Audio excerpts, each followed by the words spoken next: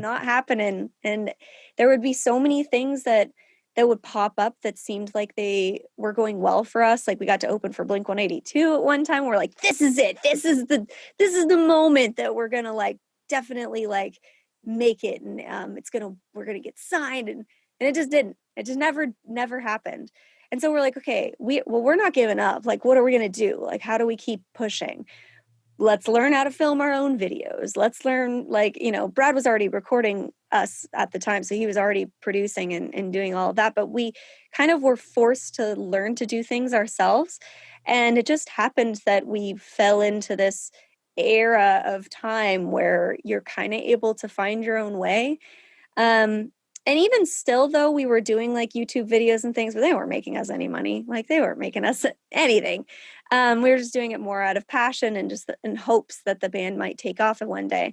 So we were like, okay, how are we going to pay for our bills? Because it's not working. Like we went out on tour and we're trying to eat. We're just eating ramen and peanut butter and jelly sandwiches. Brad has this story one time, like a couple, we were in New York and we were just so broke that a couple left pizza on the table and we stole we took the pizza because we were like, we have no money, like we need to eat.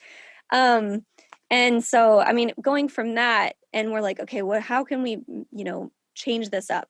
Well, we started doing jingles online. We started doing jingles for toy commercials and we were just doing whatever we could. And people might say like, oh, that's selling out. And it's like, I worked a desk job.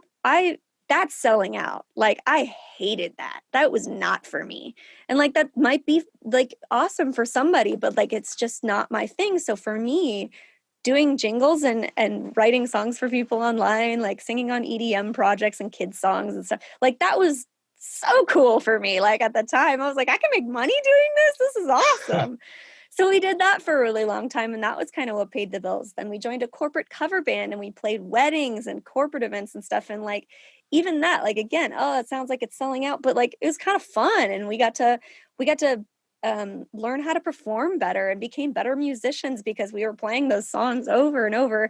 So we got to finally I got to learn how to ad lib a bit more with my singing, and, Joe would get, kind of mess around on the drums more often. Like it really expanded us as people.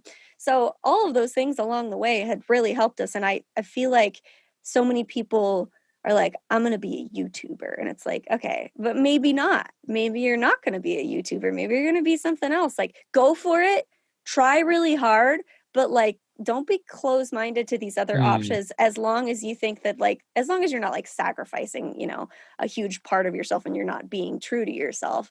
I think that really is what helped us get to where we were, is just kind of being open-minded to new things. I mean, even just this past year, like up until now, basically all the covers that we were doing were pop. We were doing rockified covers of pop songs, which we love doing. But then at some point, people were like, we want to hear these like classic, rock, new metal kind of stuff. Like, can you do some of those songs? And we're like, all right, let's try it. And it's awesome. And people love it. And we're like, oh my God, I was so scared to cover a Linkin Park song. I was like, people are going to hate us. Chop Suey, are you kidding me? People are going to hate this.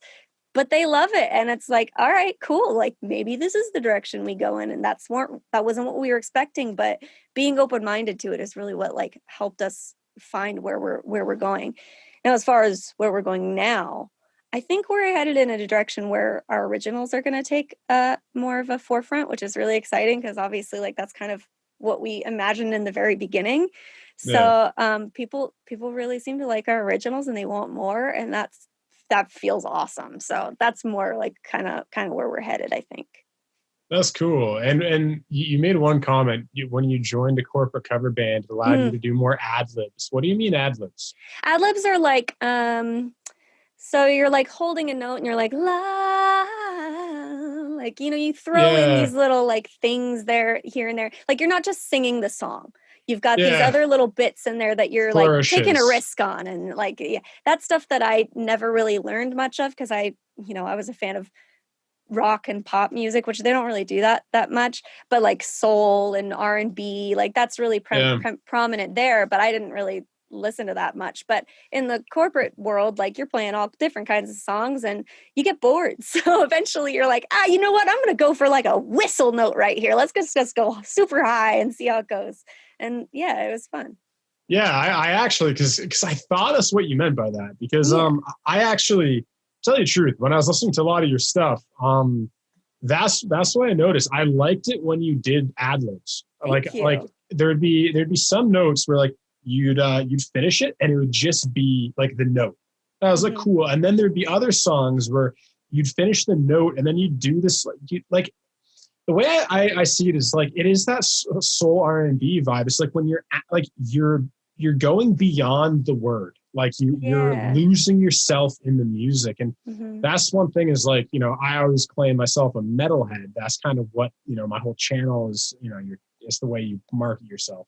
But I'm always a metalhead. And one thing I've realized that I love so much about like, you know, soul music and R&B is that I find I love it when the voice is just used as an instrument.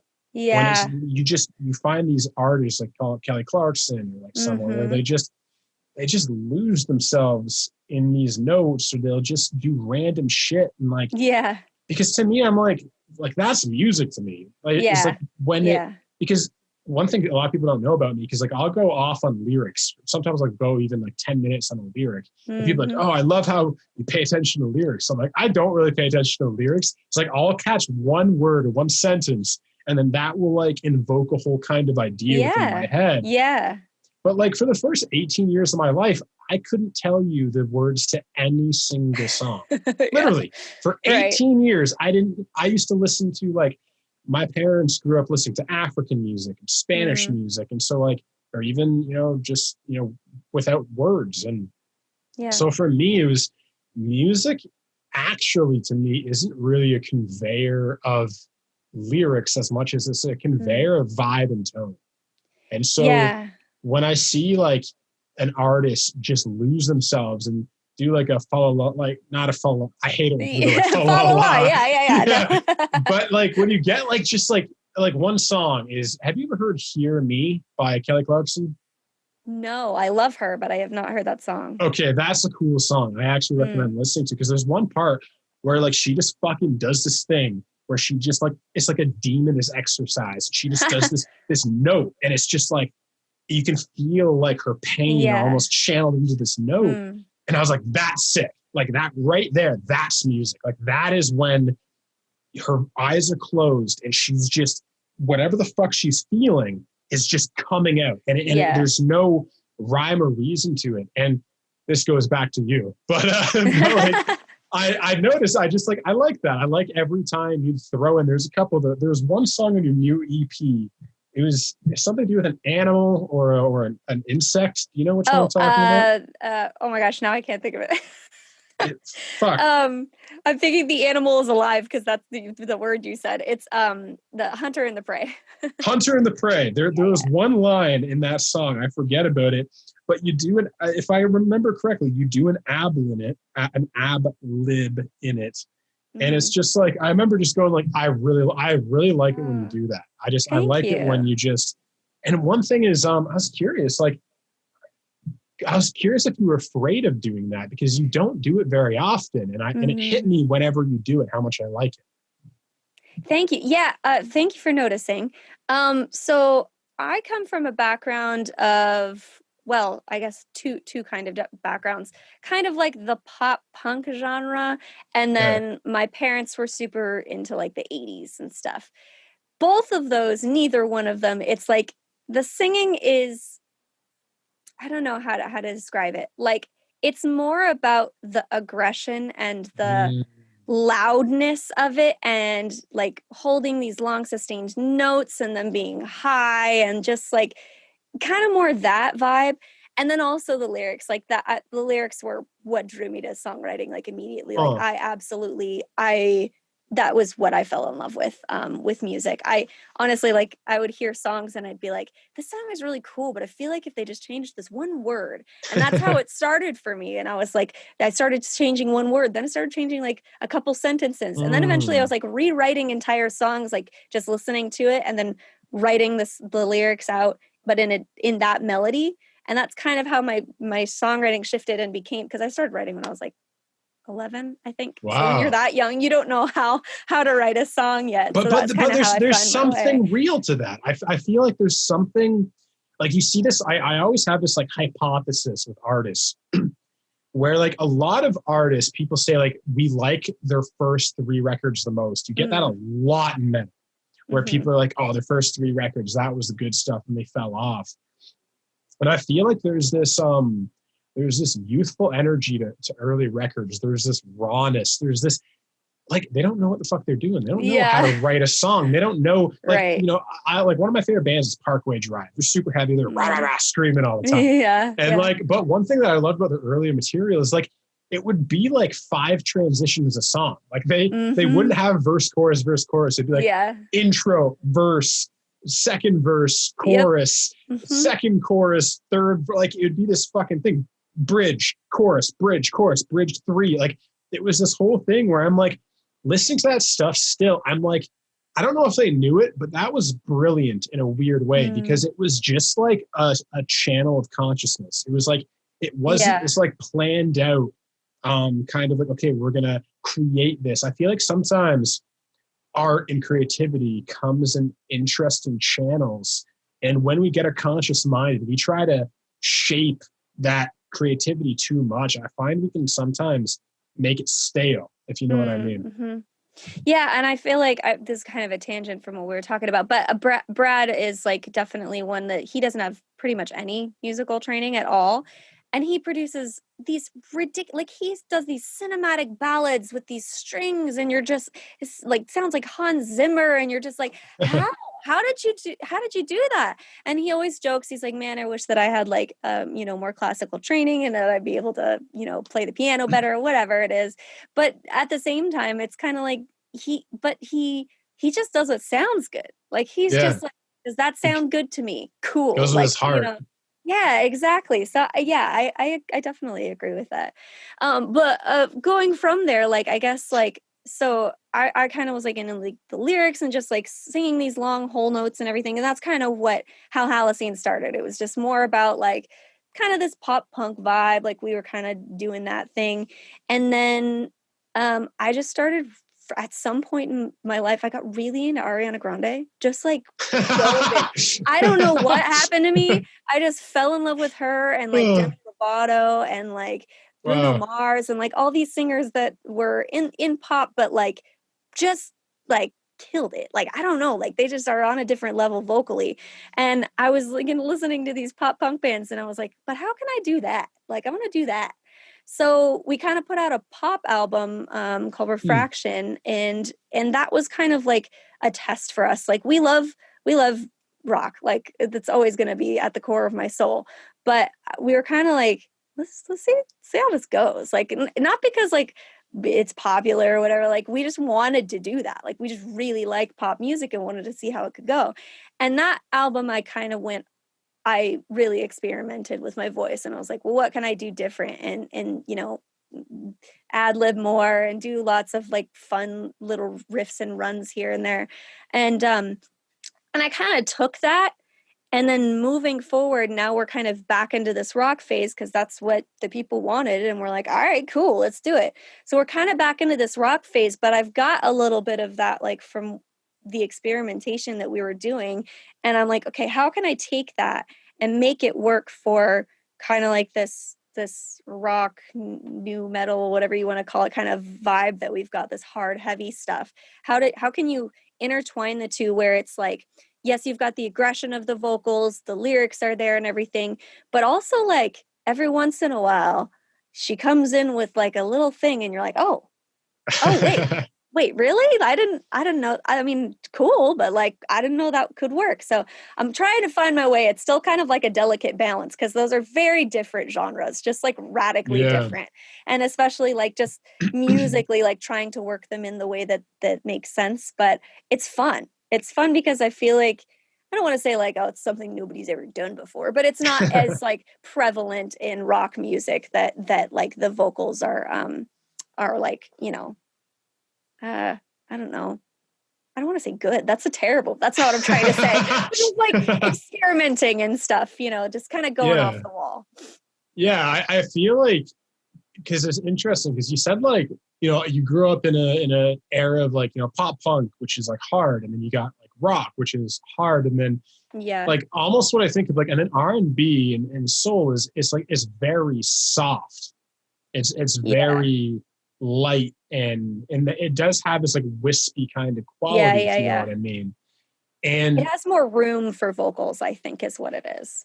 Yeah, and I find like when you were thinking about like, when you're just talking about how you kind of try to bridge both, I actually think that's what I like the most. I like it when you bring some softness to rock. I like when you have, because I'm like you, at my core, I like the authenticity and the emotional intensity of rock. Right. I like that, like, boom, like you just fucking slam that note.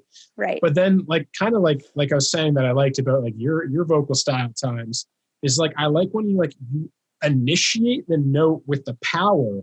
And then as you drive the note, you almost like soften it at the end. And then you add some almost that. So like, I don't even like the word genres, but like, you soften it.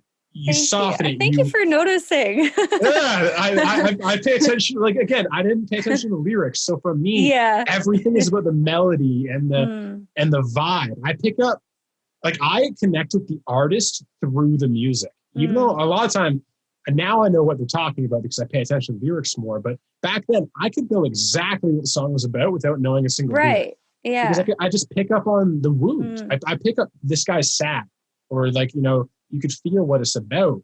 Yeah. And one artist that I feel does that incredibly well actually is Amy Lee of Evanescence. I find she does. It's like she got that power. She'll like slam it and she'll give you fucking goosebumps. But like, a lot of her stuff is really soft. And like even the hard stuff, she'll always kind of like, bring it up, drive it, and back then like off. Bring the soul in. Like she'll back off. She'll allow the note to haunt you. When it's done, it just lingers there, dissipates, and it's like a wisp, like smoke. And that's my way of saying I think you could do that too. Actually, it's funny you bring up Amy Lee. Just yesterday, 2 days ago, we're actually working on a cover of "Bring Me to Life" by Evanescence, and I have an a cappella version, so I have just the raw vocal of her singing it, and it's just, I mean, one of my favorite bands of all time, one of my favorite songs of all time, and just the way she uses dynamics, I think is just bar none, like cannot be compared by pretty much any other artist I think I've ever heard. Just going from soft to loud, and just the control that she has over the way a note sounds. I really like, this is completely from a different genre, but Billie Eilish is very detailed with her vocal. So like so soft, she doesn't mess with dynamics at all, but very detail oriented, like just every note is just so subtly different and just very specific, and like you always know exactly what you're gonna do. I don't know. They're on next level. I am not even gonna start to try to like compete with these guys because they're incredible. But man, I'm definitely hugely inspired by that. It's a very incredible thing to be able to accomplish. Yeah, and the thing, like, I think that's what made people fall in love with Evanescence so much, is that like my mom hates metal. Like growing up, me and my brother would be listening to Screamo all the time. My dad would be like, shut it off. Yeah. And like all this stuff.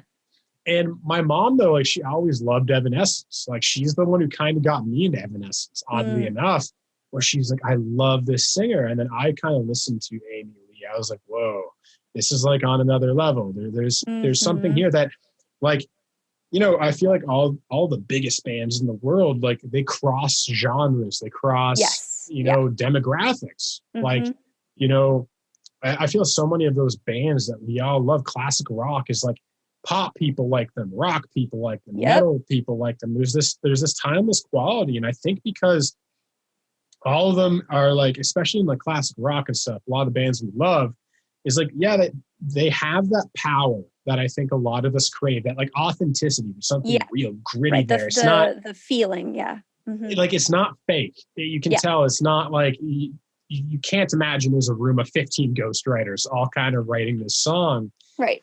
And at the same time, there is that softness that, like, you know, because I know with me, if a band, and I definitely noticed this with like screaming music and like the heavier stuff, the moment a band becomes like monotone and like too angry all the time, I just like, I can't get into it. It's like, it just blocks me off. Like even some of the heaviest shit I like is torture. There's something where like it's sensitive and heavy at the same time. Actually, I think that is my favorite kind of music, is when it's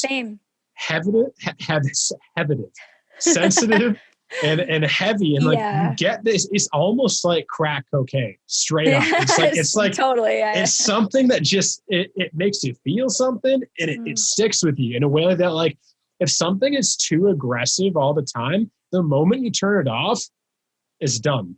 Out of sight, out of mind. Where something like an Evanescence or even like a good Five Finger Death Punch song is like, Ivan Moody has a very emotional register. And I feel like, when you look at all these artists, it's like, and again, even him, he's super heavy, but in some of their ballads, he'll hit the note and then he'll just lose himself. You can feel the anger melt away into that. And I just, I love that. And so you're thinking that's something that you're more paying attention to nowadays through your music? Yeah, absolutely. I mean, I think that you kind of nailed it on the head.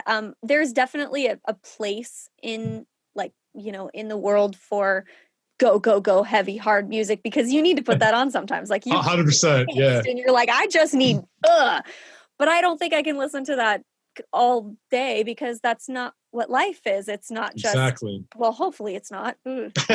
I'm sure it is for some people, and that's why that music exists, and it helps them. It makes them feel like, this is what I've got inside. But for me, the dynamics of it, like having those soft parts of a song to accent the heavy parts, are really what creates anticipation, and just like that's what kind of like life feels like. It feels more relatable that way, I think.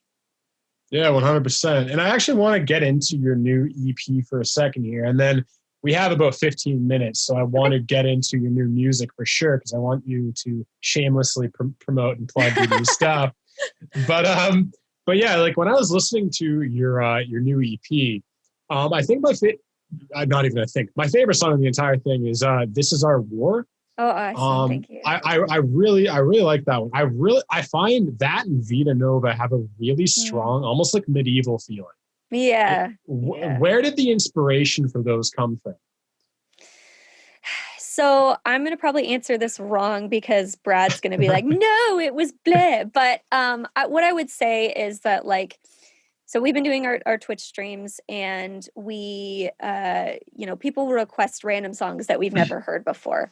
Well, this band, I had heard of the band before, but the band Against the Current, people really liked them. They're a female-fronted band, and they're rock. So, we started kind of checking out their stuff. Well, we also obviously were on Twitch, and gaming is huge there. And a really massive song amongst that is oh my God, what is it called? Legends Never Die. It's for League of Legends. And it was released by Riot Games in collaboration with Against the Current. And people started requesting us to play that a lot. And we were like, this is really cool. Like, it sounds like something that we've done in the past, but we kind of haven't tapped into for a while. Brad's production chops are better now. Let's give it a shot.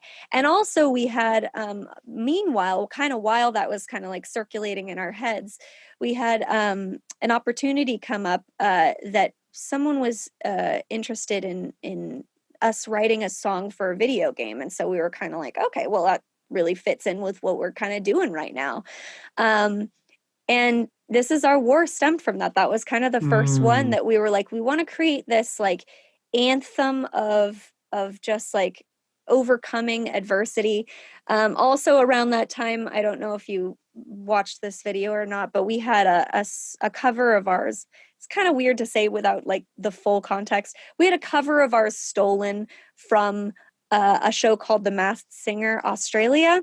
And it's hard to say like a cover is stolen because obviously like the original song, but we had riffs in there that were not in, like, it just sounds completely different. It's like a heavy rock. It's got screaming in it and stuff. Like it is a cover of Bad Guy by Billie Eilish, and it is not the same song, and it's just obvious. Like you can go back and watch the video if you want. So we were like, let's write a song about that. Let's write a song about kind of like fighting back against that. Like we're the underdogs here, and like we're still gonna like try and fight, and that was so cool because that was our first song to hit 1 million plays on Spotify. Really? Like, yeah. And it was just like so incredible that like that was our first song for that to happen with. And I mean, that song was, it like means so much to me. And it was basically the success of that song that we were like, all right, let's do more of that. Let's really explore this kind of like genre. And we have songs that in our past that kind of sound similar, but we really didn't dive into it as much as we have with this EP. And yeah, Vita Nova definitely in that same kind of symphonic, like lots of strings and epic sounding. It's just we love it. It's awesome. Yeah, that's probably like, I find that stuff like enchanting. I find it reminds me of like a fairy tale or something like a Disney movie. Because I actually did a reaction to Vita Nova. I remember months ago, man. I don't know when that song came out. That was 6 months ago. Oh, I did watch that. I was like, you look so familiar beside, like when I was watching your interview with that guy, and I was like, wait, where have I seen him before? Okay, I've definitely seen that. That's awesome. Oh, that's amazing. That was the one where I couldn't bob my head. I couldn't figure out the beat in that song. I was like, it's not 4/4, is it? No, it's 6/8. Yeah, that was way too over my head. I'm too much of a dummy for that. But and then another one I loved, and this is actually this is the song that actually made me agree to even look at Vita Nova, because I think it was Rich. I think Rich reached out and he said like you guys were releasing Vita Nova and he wanted me to do a reaction to it. Yeah. And I've learned my lesson. I've learned my lesson not to just take random bands, because sometimes I'm like, yeah, I'll do it. And then like I check them out. I'm like, I hate this. Yeah. Dude, it's the worst. And you're just like, you don't want to put it out on the internet because you don't want to be like slamming somebody. Dude, it's the most uncomfortable thing. Yeah. But then you're like, I like that one note you did here. Right. You're trying to find like the good in it. Yeah. Oh, yeah. And so for yours, I'm like, I learned my lesson last time. We'll check out their stuff. Preview first. Yeah. Exactly. So I listened to Devil Inside Me. Oh, sweet. And I was like, this one's cool because nice. It kind of reminds me a bit. And here I am doing the thing I hate. I don't like making comparisons, but it kind of reminds me of Paris a bit. Do you know the band Paris? I do know the band Paris. Yeah. Uh-huh. I've heard a couple songs by them. So it's not even an influence then, because I found... No, I wouldn't consider that, no. Yeah, because I found Devil Inside Me. Did Brad write that, the instrumental of that one? Yeah, well, yeah, he so actually what stemmed from that, we always have these little ideas. Our songs always start with just like a little bits, like what do we like? And Brad has hundreds of them, just like little tiny things, and some of them go nowhere.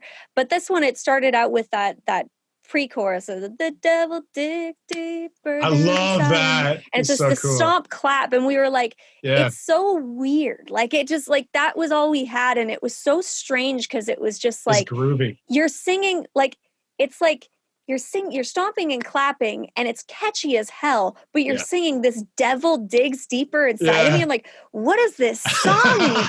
So we were like, how do we make this into a song that like makes sense? Because that part is too good, and I don't know why it's good, but we got to do it. So yeah, we kind of took this like what the concept was behind that song when we started diving into it is kind of like almost like it's like a drug trip of some kind, where it's that's what like, it feels like. Here's the soft beginnings of something, and then you're like, all right, we're partying, we're having a good time, all right, and then it just all goes downhill from there, and it's just this heavy, like really. So it's kind of this disjointed song, but it's kind of supposed to be that, like it's on purpose, that it's kind of supposed to convey almost like this, like. Things are going to be good. They're going great. And they're not. They're horrifying like that. So that was kind of where that song went. And it was really different. And I'm really glad people like it because people were like, people are going to hate this. This is so Really? wacky. Yeah. We were not confident on that, but people love it. So we're so happy. Yeah, I would not say take my opinion on anything because I'm random with my musical taste. It's like people think cool. I'm gonna like stuff. You're like, I want you to react to this one because you're gonna love it because I know what you like, and then I listen to them like not really my thing. Where like that one. So, interesting comment you made. So, Brad had that pre-chorus, mm-hmm. I'm not even going to try to sing. It's okay. Yeah, the stomp clap is what we call it. Yeah, the stomp clap. Were those lyrics written originally too, or did you add the lyrics to the melody and the stomp beat, the part? He had that. He had that with the kind of like the stomp clap. I don't know if it was exactly that, but it was definitely, it had that vibe of just like singing it together like a chorus, like, yes, devil digs deep. So that part, so he had those lyrics originally. Mm-hmm. Yeah. So for him, this kind of begs the question of how do you even write music? Did he have an emotional attachment? Was he writing that as if like he had an experience where he felt that, or was he writing someone else's experience that he didn't relate to and he just thought that was a cool thing to say? Like where did those words come from for him? I can't speak for Brad because I don't know exactly what he was like, where he was at that time. And it's hard to say because it was a long time ago. But yeah, it's from personal experience for sure. Like, and I mean, I think both of us, like, I think everybody kind of feels that way sometimes. Yeah, like you've got 100%. like why am I like this? Like, what is this? This isn't me, you know? I'm in a shitty mood today and I don't know why. Yeah. And so, yeah, I'm not totally sure where exactly his frame of mind was coming from when he wrote that specifically. But yeah, it's definitely from a place of authenticity. Okay, cool. I just find that interesting when some bands have like disjointed parts because I feel like when we're consumers, we sometimes feel like the whole song is written in one go or like the entire lyrics are written in one go. And you hear some stories where it's like the verse was written before the chorus, like the words and it's just like music's weird when you kind of it's like Frankenstein. You're piecing these things together. No, it totally is. So now we have 5 minutes, and I want to be mindful of your time. So definitely shameless plug time.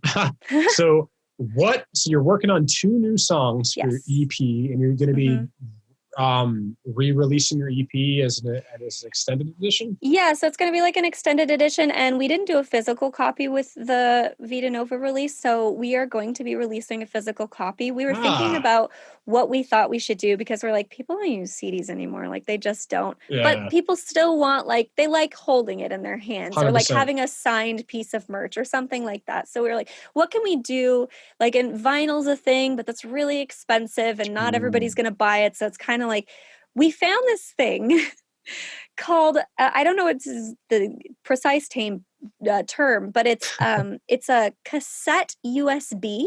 So if you know a cassette tape, like coming in those little jewel cases, it looks exactly like an old fashioned, like cassette tape with the little insert and everything. And then you got the little tape and you bring it out and it's got the little hole, like the little windy holes and everything. But it's a USB and you can plug it into your computer. You can plug it into your car because like those cars have USB ports now.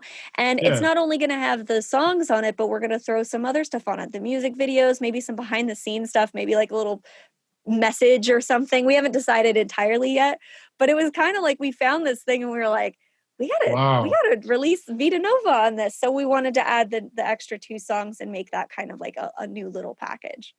That is so cool because I think there is something about like we like what's old. We have this sentimental attachment to the past, and you know you see it with vinyl's coming back, and believe me, it's not the listening experience. I doubt people really, especially people will say that, but it's not. Yeah, like I like the audio more, but really it's just because it's trendy and because it has this thing. Yeah, but there is something to be said of like. Because I literally when you were speaking, I was picturing a cassette like what the fuck's that movie? Guardians of the Galaxy. Oh yeah. Yeah. I was just picturing of like a cassette and like I got nostalgic for cassette stuff for a second. And I'm like, that's actually a fucking sick idea. Yeah. And so like my question though is is the USB attached to the cassette player, or is it like once you put in that USB, the only thing you can play is Vita Nova? You can't put in like other No, cassettes. you can load it like a USB. It's like a functional USB now. And does it play is the information in the cassette or the USB? It's in the USB. Yeah, it's not a real tape. Like it doesn't have actual tape on it. Okay, no, so it's not. It is a tape, but like it looks like it's the plastic. It looks like one, but it's actually. Yeah, you can't put it in a tape player. I mean, I don't think you can. That would be I was literally like, how the fuck does that work? But that's cool. Either way, that's sick. But yeah, I love that either way.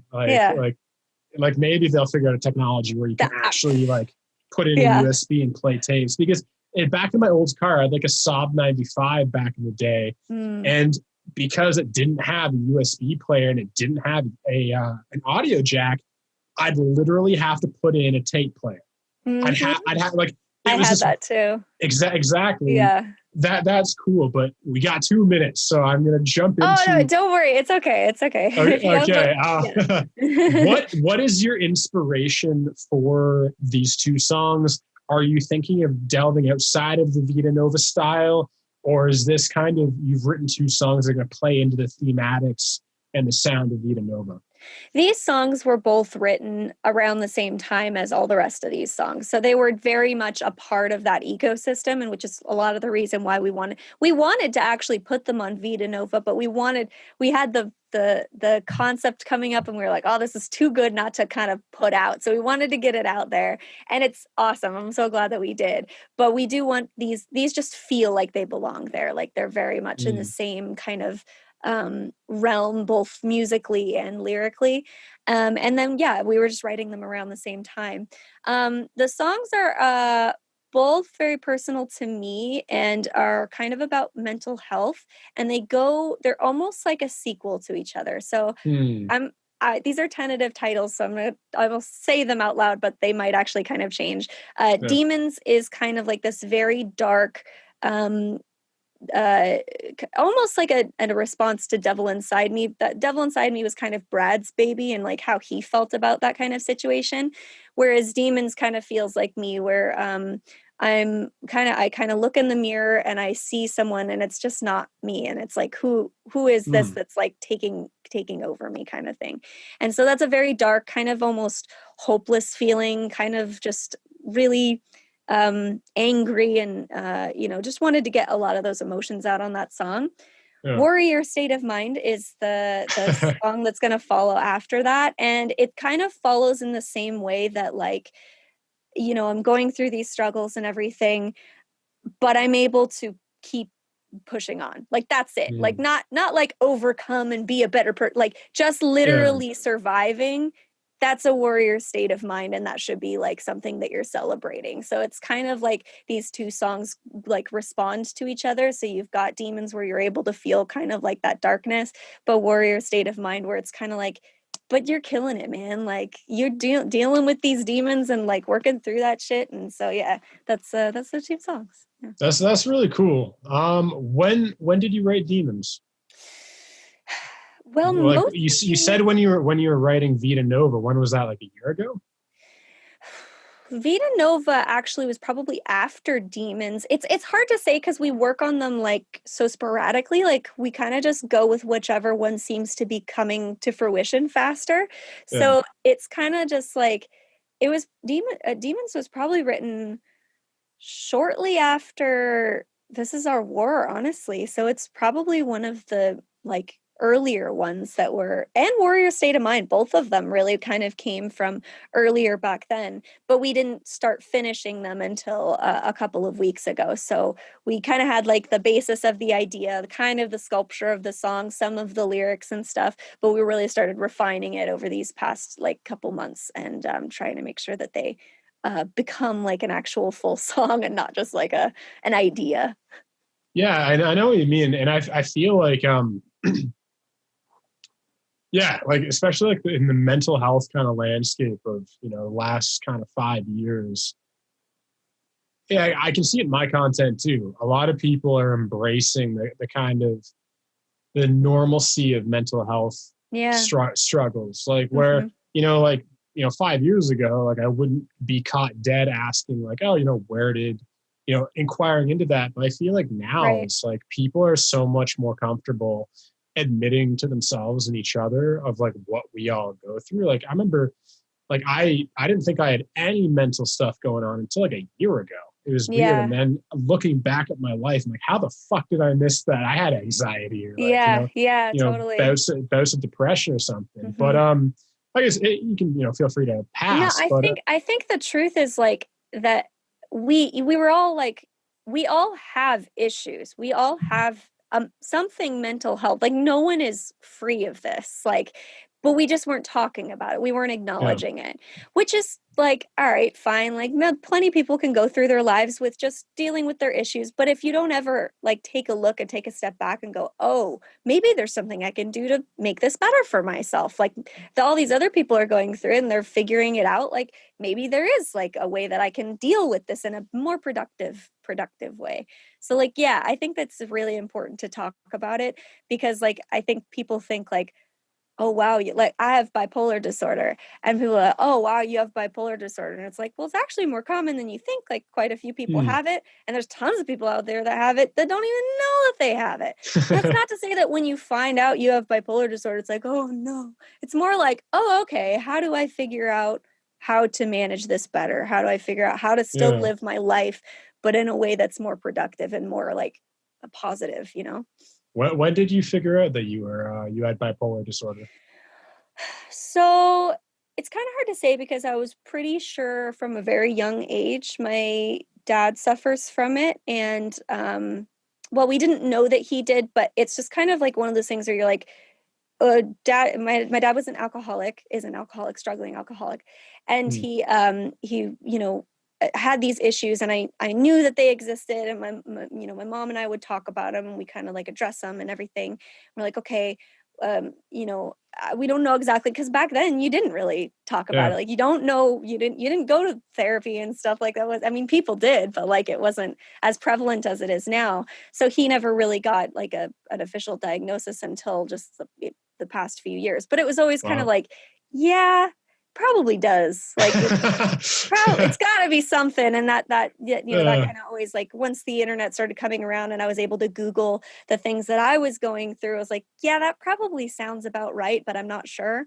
When I was 19, I was working for a company that offered 3 free therapy sessions and I was super broke at the time. So I was like, you know what, I'm just going to go, see what they have to say. And yeah, so I was able to get a diagnosis at that time, but I chose not to get medication at the time because I was hmm. dealing with it pretty well. Like, I mean, it's kind of like a functional thing. Like I knew it existed and I know that I have, these struggles that I go through, but I'm never, I feel safe. I don't feel like I'm, at a point where it's like gonna kill me or anything. Sometimes it feels that way, but I am Yeah. able to push through. But in the past couple years, especially after having my son, I had severe postpartum depression, and it Yeah. got pretty bad. Pretty like I'm ashamed that I let it get that bad. I think I just was kind of against medication at the time, and I just didn't think that it was the right move. But I'm so glad that I finally did take the steps, and I'm in I don't want to call it therapy because it's actually called just life coaching, but I'm in a life coaching program now, and wow, big difference.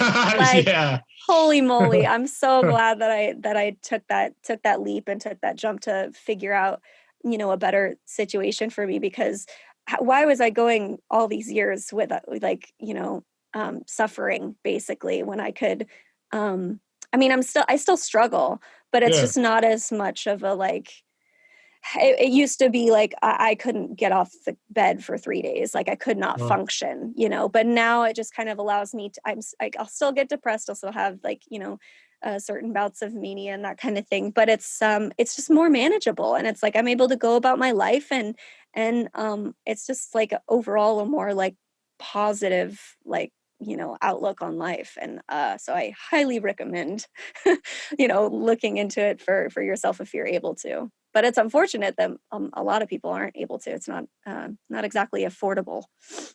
Yeah, and you know what? Like, I don't know. Anytime someone says shame, like when you said like you were ashamed that you let it get Mm, that far, like part of me is like, oh, I think that's the problem. Is that like we feel so yeah, ashamed of how we deal with things. It's like at the end of the day, like we're all just doing our best. You know what I mean? right. Like Yeah, you totally. were doing your best. You know what I mean? And the thing is, in some ways, I think there's something very admirable about trying to figure it out for yourself. You know what I mean? Yeah, And sure. kind of trying to figure out what your limits are and kind of what you can tolerate, what you can figure out. And I'm just some guy on the internet. I don't really need to No, say I mean, I anything. agree with that. And I would say, like, at that time, it's kind of one of those things where I feel like I've been pretty, like, open about, how I feel in my life. Like, I'm pretty open about that with, Brad or whoever's, I talk to my mom a lot. I'm always kind of Yeah. like talking about how I'm feeling.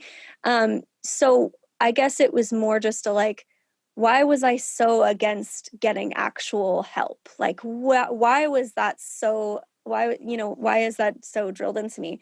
And I think that that is a part of like society right now. Is that, or not? Mm, Not right now. Actually, it's kind of going away now. the The opposite. stigma behind it. But you're born into a world that tells you that if you have to get help, that it's like there's something wrong with you. But it's like it's no different than coming down with the flu or like getting Yeah. any other kind of like breaking a bone or something. Like, it's, to me, there is no difference between your mental health and your physical health. They're equally as important. Yeah, and I also feel like we were handed this like lie that's literally been a Mm, lie for the dawn of time, ever since like civilized civilizations. But like, I speak about this a lot on the channel. But like, it's like everybody feels like they're an outsider from an ideal, and there's what the ideal of society is, the normal yeah. human being, and like Mm-hmm. everyone's like, oh, like if you really got honest with someone, they're like, yeah, like I feel like an outsider to that ideal, Yeah, I and think it's we like, all do. Yeah. well, it's like if everybody feels like an outsider to the ideal, is there Yeah. really an ideal? You know what I mean? Yeah, And exactly. that's the more I talk to people, I'm like, the ideal is bullshit. Like Mm-hmm. everybody, there is like, and it's even like a fallacy to even think that there's a standard person because Right. people are so dynamic and so different. Like Yeah. even the very nature of like opposites attract mean Mm-hmm. that both opposites are fine. Both Yeah. opposites are Yeah. required to create the whole. So if Right. if opposites create the whole, then there is no whole without the opposites. Right. Yeah. And everybody Yeah. is just kind of part of this whole that together we Mm-hmm. create the ideal. It's I like all absolutely our agree with that. differences create Yeah. that. And it's like, That's a beautiful way of putting it. yeah, thank you. And I find even like, I don't know, this just might be the way I'm wired. I'm like an eternal optimist. I'm like, ever since I was a kid, I'm like, I find the good in everything. Like I Yeah. remember I watched the Joker movie with my friend, Mm. crazy movie, That but is a wild movie. it Yeah. sparked a good conversation after. Yeah. And this could be naivety, but I was like, I told my friend, I was like, I feel like all of these disorders that we think about, Mm-hmm. like there must be a silver lining to all of them. Because like you get something like Asperger's, like this, like because I've been wrestling with this. I'm like, through evolution, adaptation, like why do we still have these kind of outliers and stuff? Mm. Because like, for example, you get Asperger's, where like these people are like human calculators. Like they are Mm-hmm. so fucking genius Yeah. at what they do, right? Yeah. It's like, yeah, maybe emotionally and socially they don't understand anything like Mm-hmm. that.